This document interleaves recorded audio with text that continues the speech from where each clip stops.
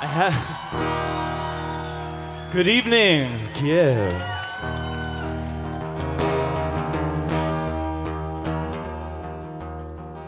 The Wildsound is, I guess sometimes I'm working as a writer really just like documenting my life, and then there's a period of like chrysalis moment, like, you know, so it's like a pupae, and it's all the reality and all the sperm and the egg are kind of coming together, and the metaphoric side comes out of, I think, sometimes a spiritual place, like a psychic place, and this is like the Wildsound kind of came with this word at the end of this really long writing period, where I was thinking like, what is it that I've been missing all the years? What is it I'm grieving about?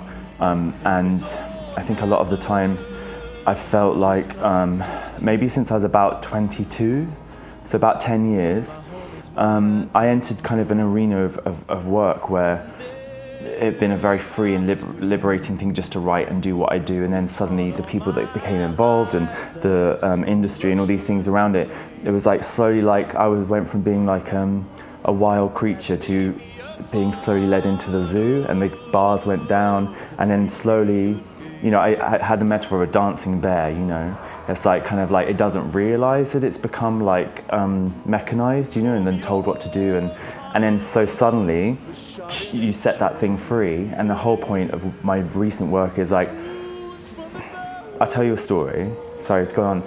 I went to, at the end of this writing, I went on a trip across Greece, and I took just one bag, and I just went by boat and by car and by bus on my own. And I went through the end of it, and I kept on crying the whole way, and I was working out, I was experiencing my wilderness again. It was like everything, I didn't plan anything in the day, what was going to happen the day after. I didn't have a plane ticket. I was just, every day was wilderness. It was my decision. And then at the end of it, I hired a motorbike, and then well, like a quad bike, yeah. So like, and then I finally got from the top of Greece down to Mykonos by boat, and then there was a donkey like at 4 o'clock in the morning, and I went over to like say, hi, how are you? You know, I went down to the sea, and it was like the last day of the trip, and the donkey's legs had been tied up, like, and it was standing in the middle of a field with all its legs tied up, because it was actually there not as like a wild animal, it was there for a photo opportunity for a farmer. And I carry a penknife with me, so like I cut all the ropes off its leg, and then it stood there, it didn't know what to do. And I thought, this is kind of what's happened to me.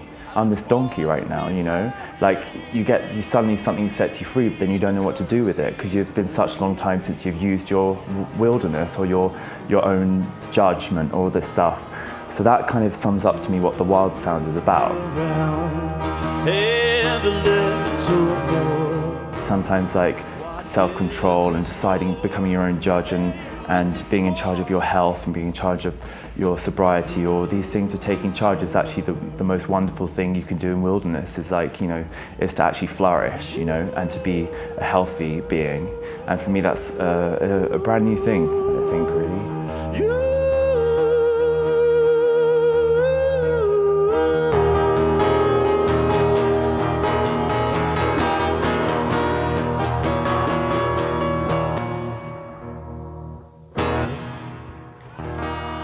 I was always fascinated with Greek mythology when I was younger, because I actually went to quite a heavily Christian school, and I couldn't understand how one class was, this is the fact, you know, when you're doing Bible, and then this is the fiction. I was like, but isn't it both fiction really? And can't we learn the same things from these pieces of fiction? And it was like, you know, shock, you know, it's like one. And so I thought the Greek mythology was always far more inspiring, because it wasn't a doctrine, it wasn't told to me, you know, and in a way it's like so I grew up fascinated with Greek mythology and the metaphors there, in the same way I grew up really fascinated with W.B. Yeats' poetry or Angela Carter or Grimm's fairy tales, you know. So, but recently the thing I have with the country is I've been researching a lot about the period when the Catholics and the Christian and the Roman kind of culture came and took away the pagan element, and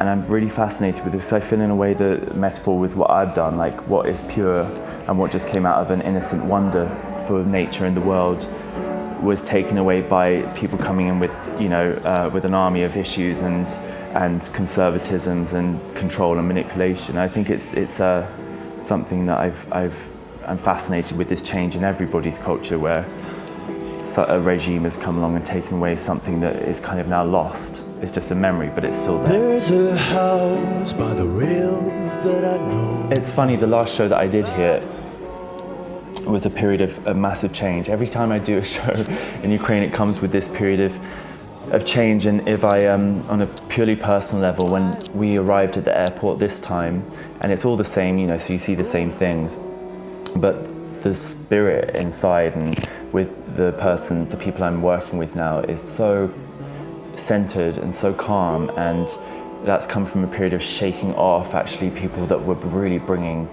me down personally and business-wise and that stuff, just shaking off and the reach for liberty. And then actually probably the 2 years in between have been a bit of a crisis for me, but returning after that crisis through that change and the conflict in my life, and showing people actually the joy of getting through the struggle onto the other side, and the joy that comes with declaring your Wildsound, you know, like fighting for it, and finally enjoying it at the end. Yeah, if that's something, you know, I feel that I see a mirror with Kiev and Ukraine in this way. Growing older with treasure to be told.